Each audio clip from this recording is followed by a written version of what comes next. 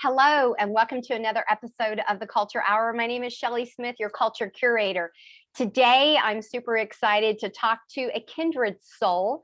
Her name is Morag Barrett, and I just love her latest and greatest, wait till you hear, new book coming out, and then the two that she's already done. But let me tell you a little bit about her first. She's a highly accomplished keynote speaker, leadership development expert, best-selling author of Cultivate, which you can see right behind her if you're watching this via video, so you know what it looks like, the power of winning relationships, and then also the future-proof workplace. I can't wait to hear more about that one. She's the founder and the CEO of SkyeTeam. If we have time, I want to know how you came up with that name, because I love that. It's cool. My mind started reeling when I first heard that. SkyeTeam is a boutique leadership development firm that has supported more than 15,000 leaders from 20 countries on 4 continents to achieve outstanding results by improving the effectiveness of their leadership and their teams. Welcome to today's Culture Hour. So excited to have you here.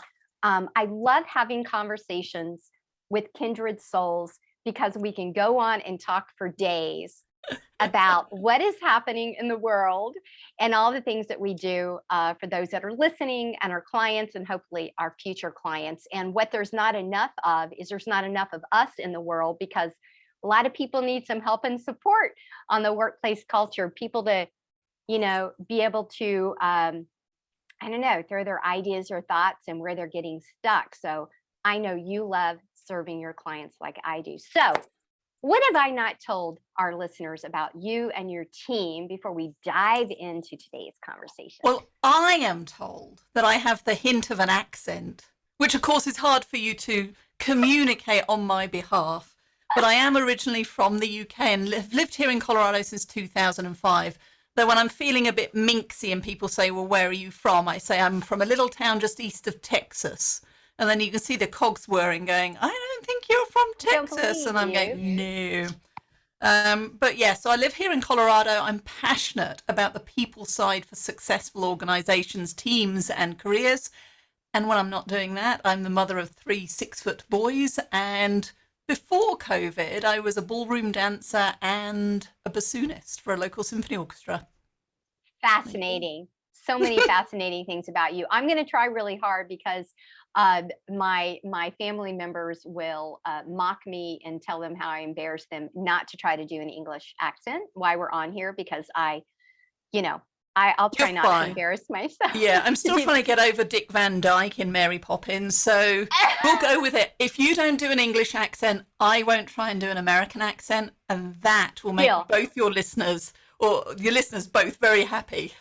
I love it. I love it. Speaking of a squirrel moment, I watched The Return of Mary Poppins yesterday, and the accents, to your point, were even funnier. And I was thinking about Dick Van Dyke and how he just would enunciate the accent, or try to enunciate and express the accent. And at any rate, I digress. Yeah. Mm-hmm.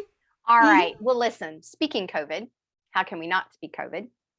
The last couple of years going into year 3, which feels like a lifetime, I know that your clients have gone through a multitude of topsy-turvy turns. So I'm going to let you unpack it through your books, your thoughts, your upcoming book that's coming up. Oh, y'all, she's got a gift for us at the end. You're going to have a link. Listen in. Listen in. Absolutely. Mm-hmm. But tell us what's going on in the world with your clients. What are you seeing? What are the trends? How are you helping them? Where are they stuck? Take it any way you want to. The headlines, the clickbait headlines about the Great Resignation, I think sum it up. Yeah, and they're just a symptomatic of the underlying malaise.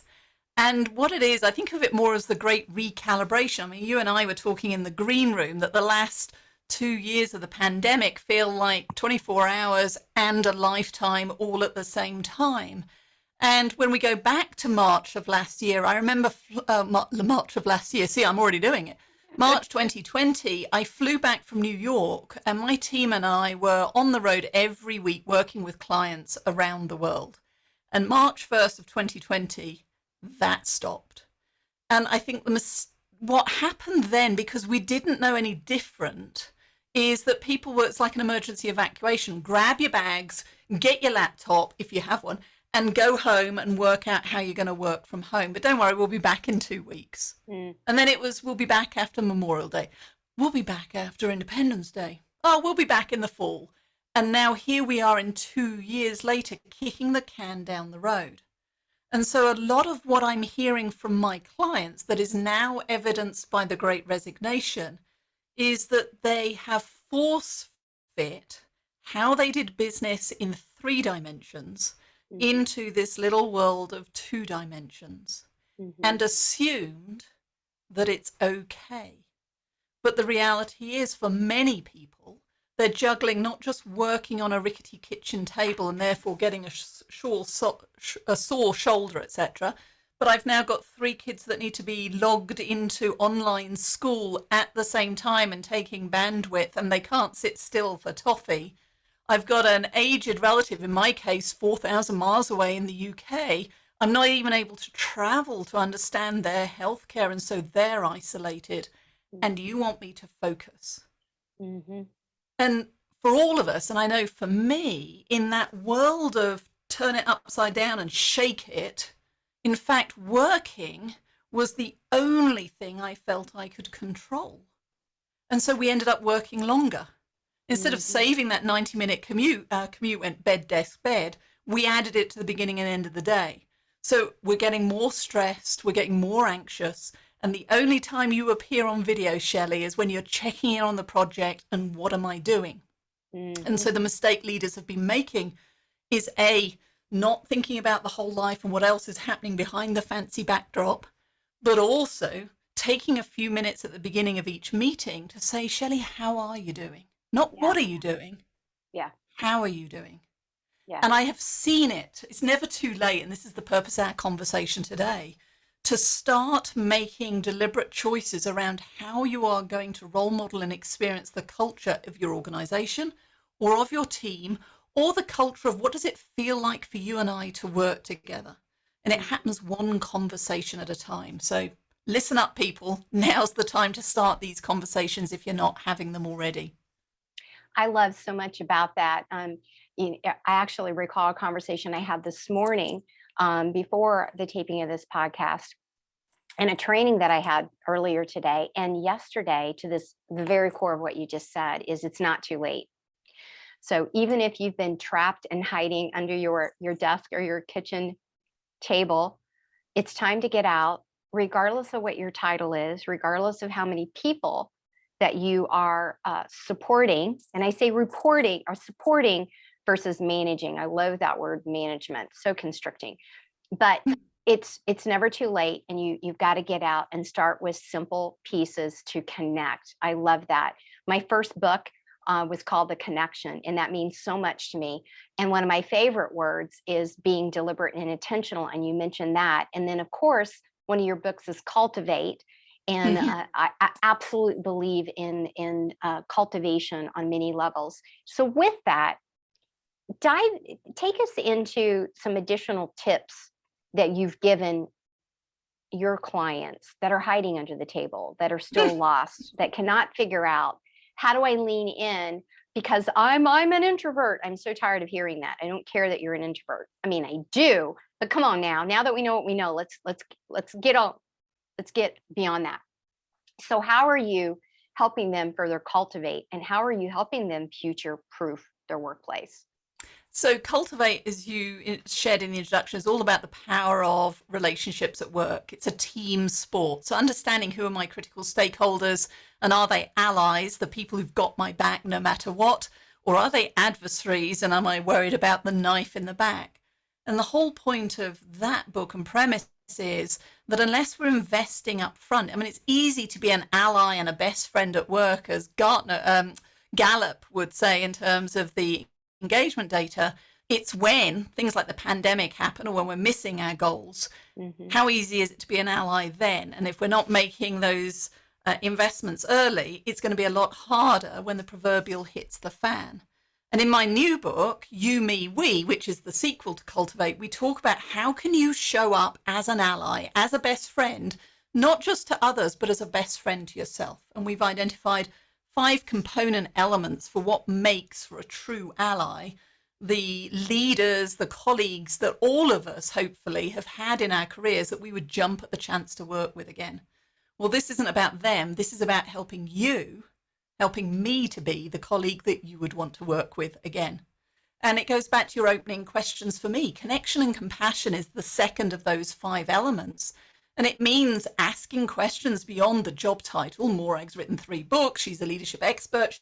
She's a keynote speaker. Let's now get down to business. Tell us about leadership. You didn't. You took a moment to understand the backstory. Mother of 3 boys. Okay, she's used to juggling different priorities. The fact that I'm a ballroom dancer and a bassoonist. What I do for fun. And so one simple technique, and many leaders think this takes extra time, is just to pause. Mm-hmm. Now, at my team at SkyeTeam, we start every meeting, every team internal meeting, with what we call ripples and joys. Something I've shamelessly plagiarized from City Year, phenomenal organization here in the US. And essentially, everybody takes 2 or 3 minutes just to say, share a ripple. So this will be something that we've done that's had an impact for a client, whether it's a leader we're coaching or an email we've received from a graduate from one of our leadership programs. So that's the ripple. And then the joy is something personal or professional that has made us laugh, filled our energy buckets, essentially brought us joy. And I'll be honest, I brought it to SkyeTeam, but when we started, I thought it was a little bit hokey. I was still being British, stiff upper lip and all of that. But we've been doing this now for more than 8 years. And the depth of the relationships that it's created is powerful. We would not have navigated the tsunami of the pandemic as effortlessly as we did for and on behalf of our clients had we not invested in our relationships. And I've seen leaders, IT, technology leaders, so you talk about stereotypes there, who've embraced this concept and found that it's transformed the candor, the trust on the team. So 2 minutes is all it takes per person. Ripples and joys.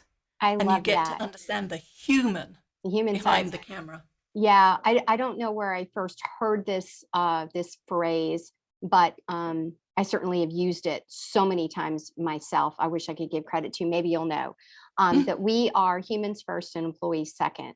And I love that. And if the last 2.5 years hasn't brought that forefront in front of our faces, literally slapped us, and we don't realize that, what rock are we living under? Because you probably should stay there if you don't realize that we're humans first.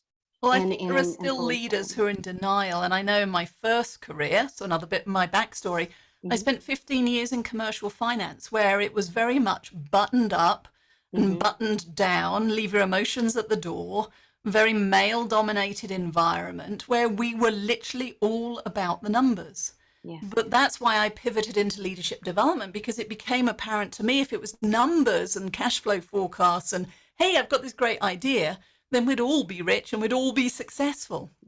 But when I looked at what was happening with my customers and those that were meeting their goals or those who were missing them, the differential was how well were they investing in the human side, the how business gets done, not just with their teams, are they aligned around what the goals are and their piece in the puzzle, but also with their stakeholders, their customers and their communities.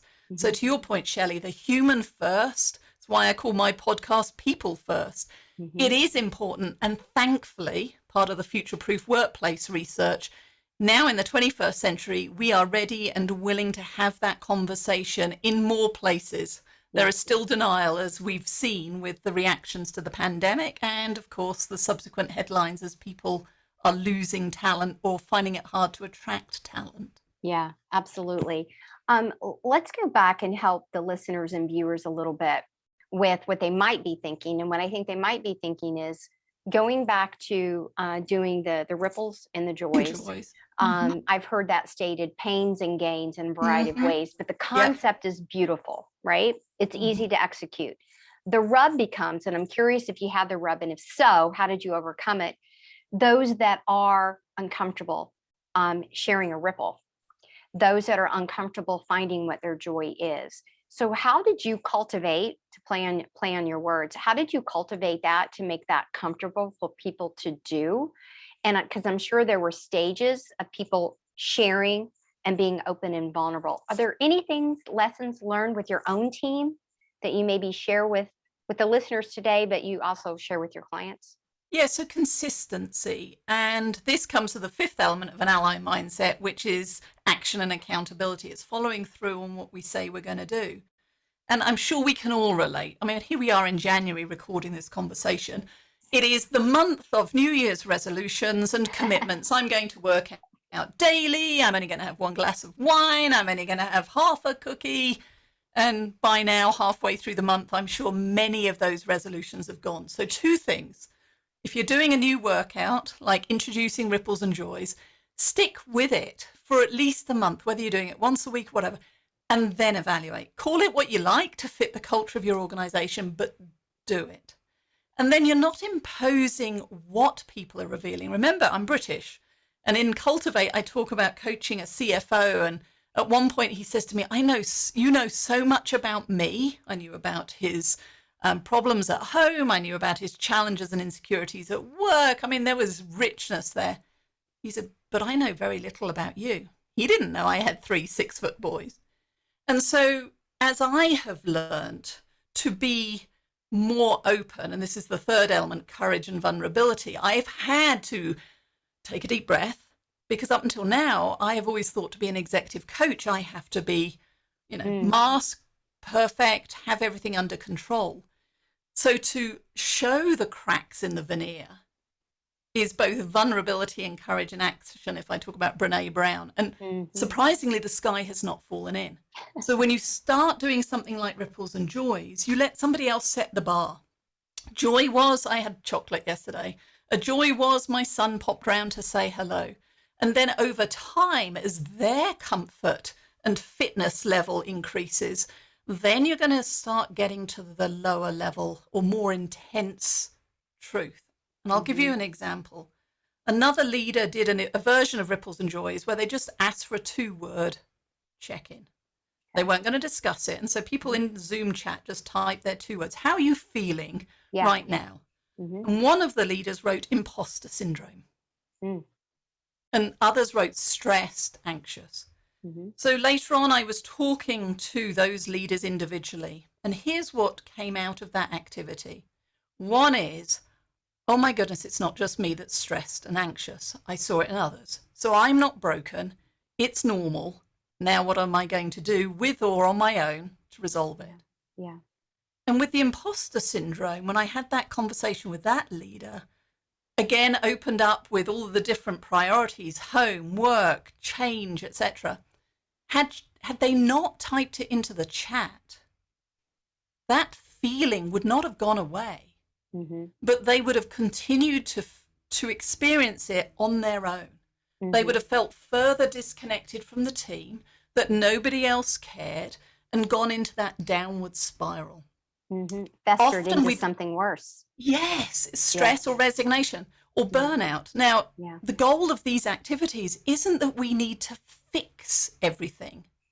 Sometimes we just need to acknowledge, to know that somebody knows that I'm feeling like an imposter, or to know that the team understands that I'm stressed, because then that way, if I'm a bit snippy on the next call, you're going to give me the benefit of the doubt or call me and say, what can I do to help? Versus if I haven't shared that and I'm a bit snippy, the risk is you write a story of, Morag's a bit snippy, what the heck? I'm going to show her, and then we get into tit for tat. Absolutely. So if people are nervous, let them set the bar. How do you do it? Practice, like working out. Just make it a habit, and I guarantee it will turn the tenor of the team and the culture on your organization. I love every single element of that. It leads to so many opportunities as a leader to lean into the rest of your team, and for your team to lean into the rest of the teammates. I'm quite sure that there are or have been sidebar conversations afterwards, like, I didn't know you're going through that, or what's going on with you today, or, to your point. And that's what makes the relationship sticky. I don't know about you, but I will definitely admit, one of my first management roles back in my Marriott hotel days, I too was told separation. You don't talk to, assimilate, everything is separate. When you're at work, and that's that. You don't have friends, you don't have, now there is confusion with what we mean by building rapport. We're not saying go out and get drunk and get rowdy with a group, but we are saying understand what's going on inside of their head, their world, their lives, because that absolutely gives you a preview. There's the dogs ringing in. It gives you a preview of how they're going to show up and act for the rest of the day or the project or with the teammate. So I just want to echo and underline, underscore all of that wonderful goodness that you just dropped on our listeners. So let me come back around and we'll start to go in a bit of a wrap up here, but tell us when your new book is coming out. Tell us again the title and how we can pre-order or grab or what have you there. Okay, so this is so exciting because writing a book is hard enough, but then getting it to market is the next thing. So the main title is called You, Me, We. And we're working on the subtitles still. So in order to get a copy, it will go on pre-sale in the summer and the book will be available actually October the 18th, 2022. But my gift to your team, I've mentioned the 5 components or a couple of them of the ally mindset. So my invitation is if you're curious to find out whether or not you have an ally mindset, then why not take the ally mindset profile? So if you go to the website Skyteam, and that's SKYE team, TEAM.cloud, as in cloud in the sky, /culture hour, so the name of your podcast, that will take you straight to the ally mindset profile. You answer the online questions and you'll get your report immediately. And then if you'd like to learn more about, well, what does it mean? Because it includes recommended suggested actions, then obviously order the book when it comes out or connect with me on LinkedIn or send me an email and I will happily answer any questions that your listeners might have. So skyteam.cloud /culture hour and take the ally mindset profile. I love it. I love it. Your other books, everyone can find on Amazon as well, or simply go to your favorite bookstore. Yep. There you go. I love all of that. So speaking of books, I'm sure you are too, but I don't want to assume an advocate reader. What are outside of your own, what are some of your top of mind books that is on either you're reading now or is on your list to read or you've just read that's fabulous? So I just got back from a walk and I'm listening to Dory Clark whispering in my ear with her new book, The Long Game, How to Be a Long-Term Thinker in a Short-Term World. Excellent. And I'm going to put in a plug from my friend Deborah Riegel and her daughter Sophie Riegel, Riegel, who just published a book, or it goes out next week, called Go to Help. And if there's one mistake I've made in my career is I've always valued independence versus interdependence. And so asking for help, I don't want to be a burden. And so she talks about the psyche of what stops us asking for help. But in the book, there are 31 strategies in 3 sections: how to ask for help, how to offer help, and then the other one that I need, the how to take help when it's not proffered. So that book, Go to Help, by Deborah and Sophie Riegel, that's another good one. Those sound fabulous. I'm on, speaking of challenges, not a New Year's resolution. This is actually the second time that I've done this, the 60-day challenge. It's got 6 elements, but one of them is you read a book a week. So wow. I started that last year and I didn't get 52 books read, but I came pretty close to that. And so now I'm like in that cadence. And of course, my husband's going crazy with the books everywhere because I have to have, sometimes I get it in Kindle and audio, but I want to have the tangible book too. So I've now added these books to it. So if you're listening to this and you're driving and you're fast and furious, go to the notes of the podcast. It's on there. I will have all of those lists that you've given us today. So thank you so much. Before we go, can you please tell us how the name SkyeTeam was derived? I love it. So I'm curious. It's the number plate on my car is Skye 2. So Skye, SKYE, is an island on the west coast of Scotland. And it is where the Clan MacLeod is based. And I am Morag MacLeod by birth. Unfortunately, it's my distant cousin who is the Highlander and the immortal one. I am just a mere human. So when you're coming up with a name, much as my colleague tells me, naming a company is a bit like naming a band or naming your child. Everything sounds daft. But SkyeTeam, because it represents who we are a strong, high-performing team. And what we do, we help build high-performing teams and organizations. Wow. Love that. Mad respect for that. Love the backstory. Love what it means. I love all of that. I love your humor. I know that others will love your humor as well. And the accent certainly doesn't hurt. So thank you so much for being on today. Are there any final comments before I put a wrap on today's episode that you want to share? Yeah, cultivating winning relationships, it's not an HR initiative. It is a personal imperative. And it happens one conversation at a time. So do it. I promise you will both give and reap the benefits of ally relationships. That was a mic drop moment. I love all of that. I love all of that. Thank you so much for being on today. If you want to know more, check her out on LinkedIn, go to her website, certainly grab her book. I know that you will not be disappointed. Thank you so much, you guys, for tuning in today, whether you're video, audio, whatever you're doing. The Culture Hour is meant to bring tidbits, inspiration, focus, next steps, make them actionable, because what? Culture isn't built in a day. Culture is built every day. Culture is built predicated on two people or more working together. So how are you showing up today? Where's your courage? What role are you taking? How are you moving forward? That's it. Again, my name is Shelley Smith. Thank you for being with us again today. And don't forget to do your free assessment. That's it. Take care, everybody.